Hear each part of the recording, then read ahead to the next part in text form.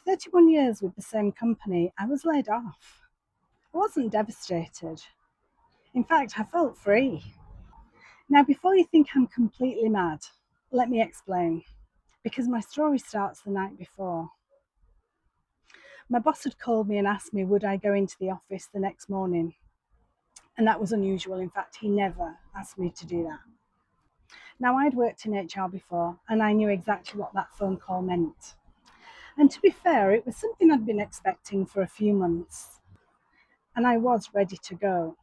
There'd been talk of a restructure for a while, and redundancies usually came along with that.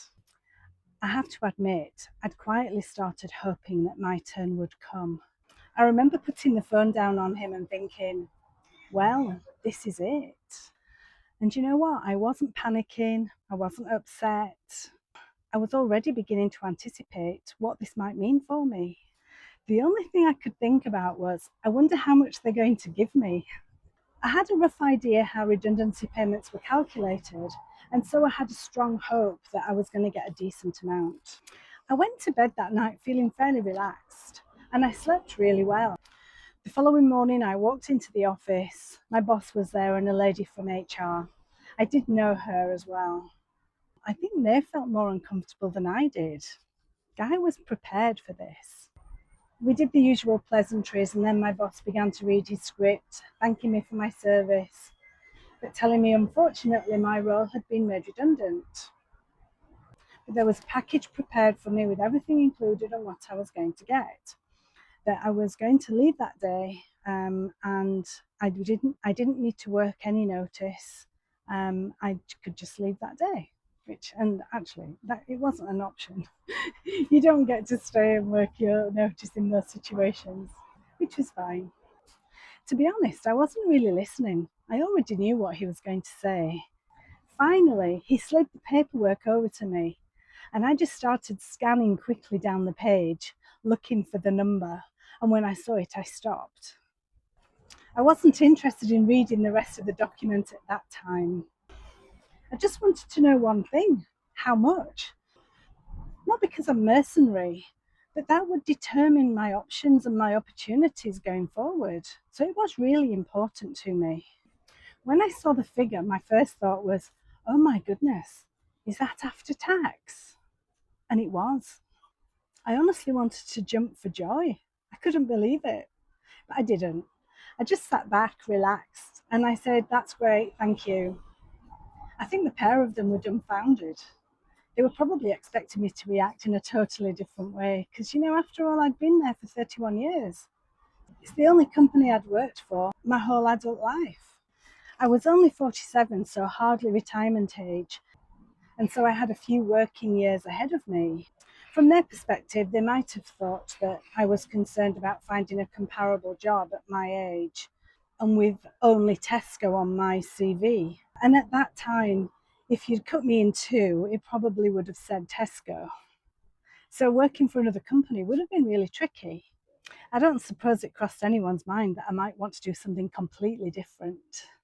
Meanwhile, I was only half listening to everything else they were saying. I think this is where most people expect me to tell them that I was heartbroken, but I really wasn't. All I could think was, wow, this is going to be life changing. I can finish my house refurb sooner rather than later. I can stay by the sea every day. I don't have to go to work. I don't have to go inland to work if I don't want to. This is just so exciting. I couldn't stop smiling, honestly. I had absolutely no idea what I was going to do or what the future was going to hold. But I had certainty that it would all work out somehow because things always do. I'd had a feeling for quite a while that this day would come sooner or later. So it wasn't a huge surprise. And if I'm honest, I'd already spent a fair bit of time daydreaming about what this might look like if it did actually happen. And I knew I would embrace the opportunity. Don't get me wrong, I loved working for Tesco. I loved my career. I loved the development opportunities it gave me, and the promotion opportunity, and the pension it gave me. Well, I loved the first 29 years of my 31 years. The second two, not so much. No, it wasn't for me anymore, nor I for it. I'd met some wonderful people, built some great working relationships, and I'm still proud of what I achieved and the part that I played as a small cog in a very big wheel. It was a great life. It was a great career. No, I wasn't leaving bitter. Far from it. I was leaving grateful, and I'm still grateful to this day. As I drove out to the car park for the very last time, I turned around to look at the building, at Cirrus Building A, not because I wanted to stay there, and not because I was feeling sad. I was just reflecting on my time there because it had been such a big part of my life. And I don't just mean the building, I was in the building for 12 years. The actual company, 31 years is a long time. I didn't put the radio on when I left because I didn't want any distractions. I wanted to just breathe in the summer air and take in the moment and how I was feeling because I was feeling pretty good. I rang those closest to me just to explain what had happened and assure them that I was absolutely fine. I remember it really well. The reflection, the calm. An English saying sprang to mind: "The king is dead, long live the king." And that's just how I felt. The feeling of uncertainty, but in a good way, in a positive way. Like I had everything to live for. An important chapter had come to an end for me, and another one was just beginning. All I could think at that time was about my lovely view from my house overlooking Hythe Bay on the southeast coast. I felt very lucky at that point to be in a position to have the time and the money to finish it quickly. The plan had been to do it gradually over a few months. So, yeah, this was kind of a blessing, really. When I arrived home, I wandered over to my neighbour's to have a coffee and a chat. She was obviously surprised to see me. It was so unusual on a weekday because she was retired, but obviously I wasn't. It felt very indulgent.